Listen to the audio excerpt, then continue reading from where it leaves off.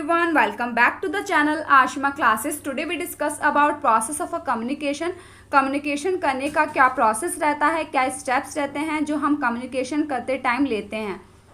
तो आज की वीडियो आप लोगों के लिए इम्पॉर्टेंट रहेगी। और हाँ guys, personality development and communication के और भी अलग अलग चैप्टर्स के अलग अलग टॉपिक्स पर मैं वीडियो अपलोड कर चुकी हूँ, तो आप चैनल की प्लेलिस्ट पर जाकर वहाँ से और भी वीडियोस देख सकते हैं, या डिस्क्रिप्शन में मैंने उसका लिंक दे दिया है, आप वहाँ से जाकर देख सकते हैं। बिना टाइम वेस्ट किए आज की वीडियो स्टार्ट करते हैं। Let's get start. Process of a communication.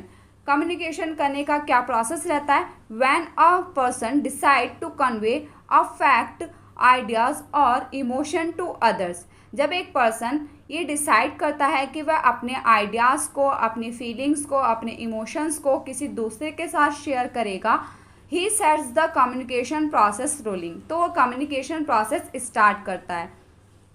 The process of communication has following elements. उस कम्युनिकेशन प्रोसेस में कुछ स्टेप्स होते हैं। वो कौन कौन से स्टेप्स हैं। स्टेप 1 है हमारा sender. The person who send the messages is called sender. The message contains ideas, feelings and opinion etcetera of a sender. जो मैसेज सेंड करता है पर्सन, उसे कहते हैं हम सेंडर। अब उस मैसेज में क्या होता है, उस सेंडर के आइडियाज़ हो सकते हैं, या फिर फीलिंग्स हो सकती हैं उसकी, या फिर ओपिनियन हो सकते हैं, कुछ भी हो सकता है उस मैसेज के अंदर उस सेंडर का। सेकंड स्टेप होता है हमारा एनकोडिंग। एनकोडिंग में आता है आपका it means to send a message by properly organising it. इसका मतलब है कि आप मैसेज को प्रॉपरली ऑर्गेनाइज करते हैं। एनकोडिंग में आप जो भी मैसेज किसी को भेजना चाहते हैं उसको प्रॉपरली ऑर्गेनाइज करना, देन फिर उसको शेयर करना, तो ये कहलाता है एनकोडिंग। थर्ड स्टेप आता है आपका मैसेज। द मैसेज और feelings which we want to convey to others is called message. जो भी आप फीलिंग्स या आइडिया दूसरे के साथ शेयर कर रहे हैं वो कहलाता है हमारा message.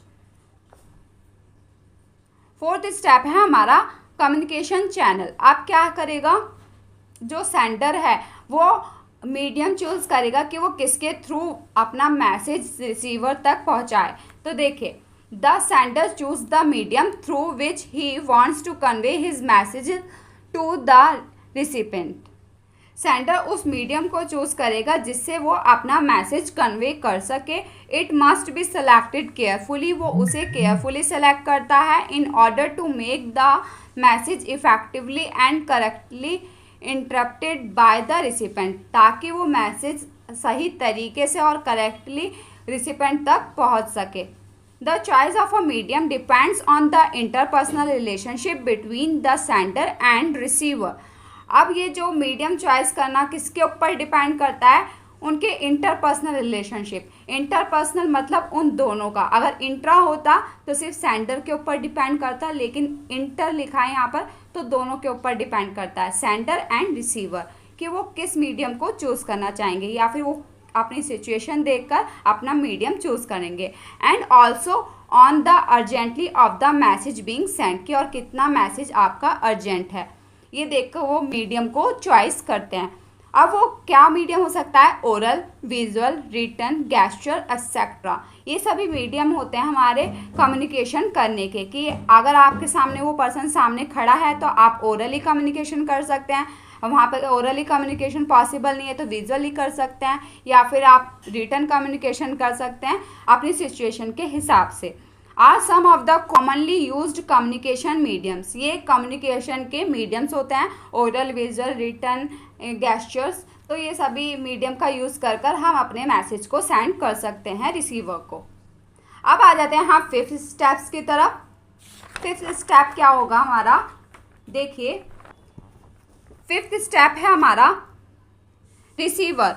The person who receive the messages is called receiver. जो हमारा मैसेज रिसीव करता है या फिर जो हमारी बात सुन रहा है, जिससे हम अपनी बात कह रहे हैं, वो है receiver. It is important for him to receive the messages properly by carefully listening to it. और ये बहुत ज़्यादा इम्पॉर्टेंट है कि वो हमारे मैसेज को प्रॉपरली रिसीव करे। और वो प्रॉपरली रिसीव कब करेगा हमारा मैसेज, अगर वो उसे केयरफुली लिसनिंग करता है। अगर वो ध्यान से सुन रहा है तो वो हमारा जो मैसेज है उसे प्रॉपरली रिसीव कर रहा है। सिक्स्थ स्टेप होगा हमारा डिकोडिंग। अब उसने उस मैसेज को सुन भी लिया है रिसीवर ने, ठीक है। अब उसको वो अंडरस्टैंड करेगा, यही कहलाता है decoding. It means to understand the message properly, उस मैसेज को अंडरस्टैंड करेगा, समझेगा, वो होती है हमारी डिकोडिंग करना।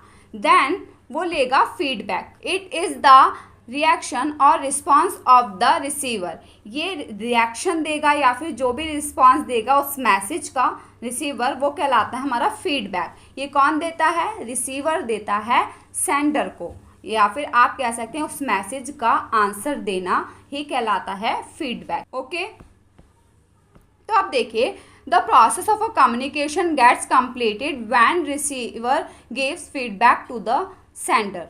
जो कम्युनिकेशन प्रोसेस है वो कब कंप्लीट होता है? जब रिसीवर सेंडर को फीडबैक देता है। आप इसके लिए एक डायग्राम भी बनाकर आ सकते हैं, और जब भी आपसे एग्जाम में प्रोसेस पूछे, चाहे किसी भी चीज़ के प्रोसेस पूछे हैं, तो आपको डायग्राम बनाना मस्ट होता है उसमें, जिससे टीचर पर एक अच्छा इम्पैक्ट पड़ता है।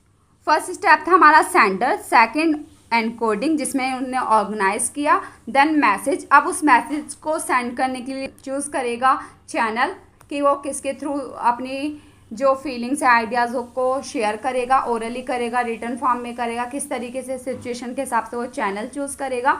देन रिसीवर उस मैसेज को रिसीव कर लेगा, सुन लेगा, देन डिकोडिंग करेगा। अब उस मैसेज को अंडरस्टैंड करेगा रिसीवर, समझेगा, देन फीडबैक देगा। लास्ट स्टेप में फीडबैक देगा, उसका रिस्पॉन्स करेगा, जो भी मैसेज आया था उसका आंसर देगा, किसको? सेंडर को, ठीक है। तो यही होता है हमारा कम्युनिकेशन प्रोसेस। आई होप आप लोगों के लिए वीडियो हेल्पफुल रहा होगा। वीडियो हेल्पफुल रहा हो तो please like, share and subscribe this channel. Thanks for watching.